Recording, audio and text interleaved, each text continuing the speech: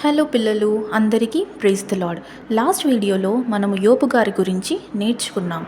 అయితే ఈ వీడియోలో కూడా మనం ఒక అద్భుతమైన కథను నేర్చుకోబోతున్నాం. ఇది నమ్మకంపై, ఓర్పుపై, దేవుని ప్రేమపై ఒక గొప్ప పాఠాన్ని నేర్పుతుంది. అయితే ప్రాచీన కాలంలో ప్రపంచం మొత్తం పాపముతో నిండిపోయింది. ప్రజలు చెడ్డ పనులు చేసేవారు, దేవుని మాట వినేవారే కాదు. అందరూ కోపంగా, స్వార్థంగా ఉండేవారు. కానీ ఒక వ్యక్తి మాత్రం భిన్నంగా ఉండేవాడు. అతడు ఎవరో తెలుసా? అతని పేరే నోవాహు.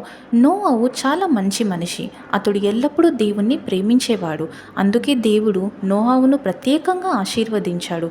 ఒకరోజు దేవుడు నోవాహుతో మాట్లాడుతూ, ప్రపంచం చాలా చెడిపోయింది కాబట్టి నేను భారీ వర్షాన్ని పంపించి భూమిని నీటితో నింపబోతున్నాను.